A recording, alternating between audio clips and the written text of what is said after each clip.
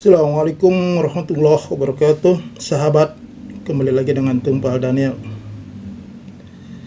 Saya ingin bercerita kilas balik seputar konflik Islam dengan Zionisme.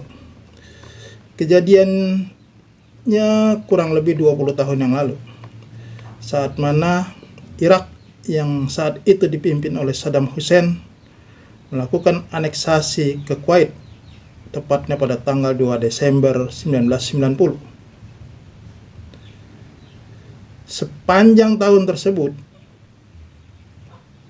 Irak mendapatkan sanksi yang luar biasa yang dilakukan oleh PBB.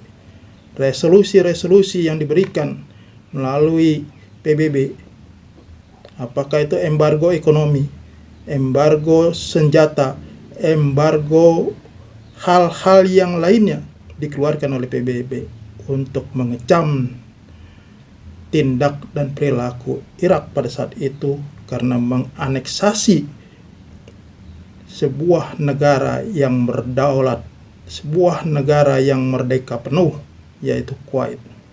Bahkan dengan pijakan resolusi itu, Amerika Serikat mampu menghimpun dukungan sebanyak 28 negara untuk menggempur dan menghabisi Irak pada saat itu. Kejadian 21 tahun ini kita refleksikan dengan kejadian tragedi kemanusiaan di Palestina hari ini, nampaknya memiliki korelasi. Korelasinya seperti apa? Saat itu benar Saddam Hussein melakukan tindakan yang tidak tepat, yang tidak benar dalam prinsip hubungan ketatanegaraan di dunia internasional. Akan tetapi dalih Saddam Hussein pada saat itu yaitu menganeksasi Kuwait demi pembebasan Palestina.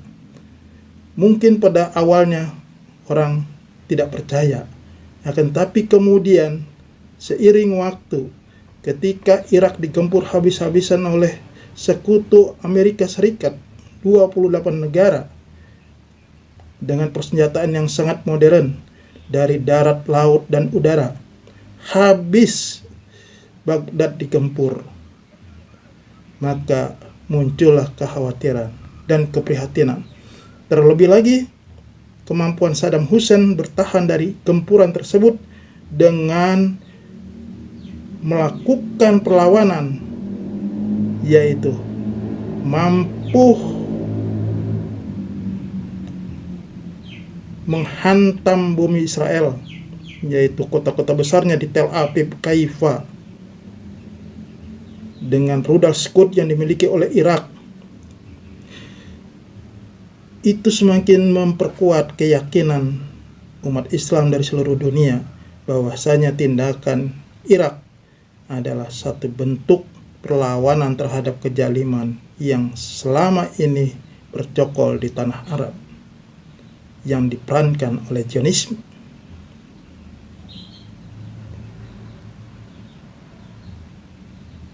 Dan hasilnya apa? Hasilnya adalah dukungan masyarakat Islam di seluruh dunia itu mengalir kepada Saddam Hussein. Di semua negara, hampir di semua negara terjadi demo, terjadi unjuk rasa untuk melakukan pembelaan kepada Saddam Hussein dan mengecam kepada Israel dan Amerika Serikat.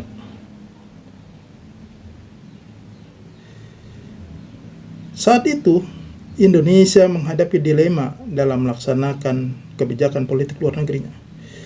Bila mana Indonesia membela Irak, maka tentu saja tidak elok, karena Kuwait juga negara sahabat bagi Republik Indonesia. Bila mana mendukung Kuwait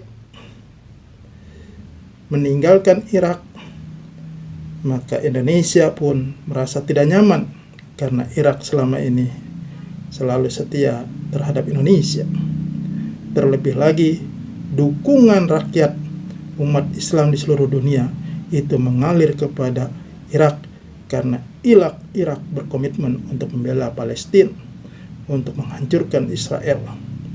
Jadi Pada satu sisi, Indonesia tidak enak hati untuk meninggalkan Kuwait. Tapi pada sisi yang lain, Palestina jauh lebih penting artinya bagi Indonesia, karena ini menyangkut daripada konstitusi kita, yaitu yang mengamanatkan bahwasanya kita harus mendukung upaya-upaya pemberantasan penjajahan di muka bumi ini. Yang dilakukan Saddam Hussein memberikan perlawanan kepada Yahudi adalah sesuatu hal yang benar dipandang daripada sisi konstitusi kita dalam bernegara. Dalam konteks itu, Indonesia telah memerankan perannya yang sangat tepat. Indonesia tidak bergabung dengan 28 negara di bawah pimpinan Amerika Serikat untuk menghantam Irak. Akan tetapi juga Indonesia menyuarakan untuk mengembalikan wilayah Irak, wilayah Kuwait kepada penguasa yang sebenarnya. Artinya Irak harus mengembalikan kedaulatan dari Irak, dari Kuwait. Hal inilah yang dilakukan. Dan kemudian pada satu sisi lain, Indonesia juga aktif untuk terus menyuarakan untuk penyelesaian konflik Israel dan Palestina. Jadi sikap Indonesia pada saat itu memerankan politik luar negerinya di tengah dilema yang sangat sensitif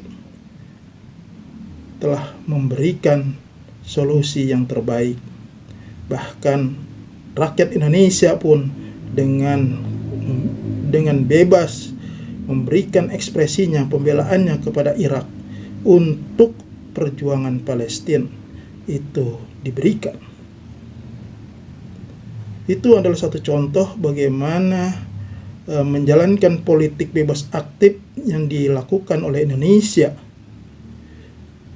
dengan landasan konstitusi betul-betul memberikan penilaian yang positif dari dunia luar dan memperlihatkan Indonesia sebagai negara yang besar.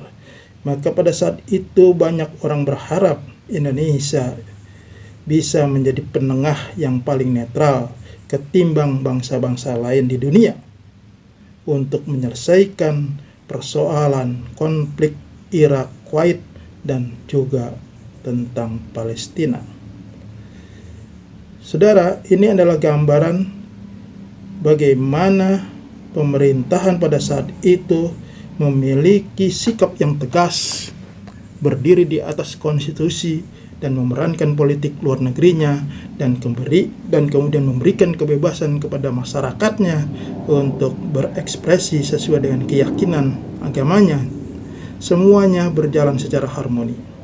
Mudah-mudahan kejadian 20 tahun yang lalu ini bisa menjadi pembelajaran yang berharga bagi pemerintahan Indonesia saat ini.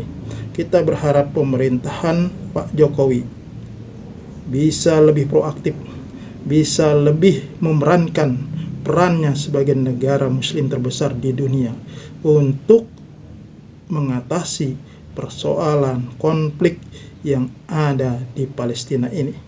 Ketika negara-negara Arab seakan sulit bergerak, sulit keluar daripada posisinya masing-masing karena saling tersekat dan saling tersandera dengan berbagai kepentingannya, maka Indonesia mestinya bisa lebih leluasa untuk melakukan komunikasi baik dengan seluruh anggota-anggota Liga Islam, negara-negara OKI, bahkan negara-negara di luar itu semua, dan termasuk kepada PBB. Indonesia harus berperan besar. Indonesia harus menunjukkan kapasitasnya sebagai negara besar. Indonesia politik luar negerinya selalu memberikan terobosan yang luar biasa bagi kepentingan perdamaian dunia. Semoga pemerintahan kita itu berjaya. Terima kasih. Assalamualaikum warahmatullahi wabarakatuh.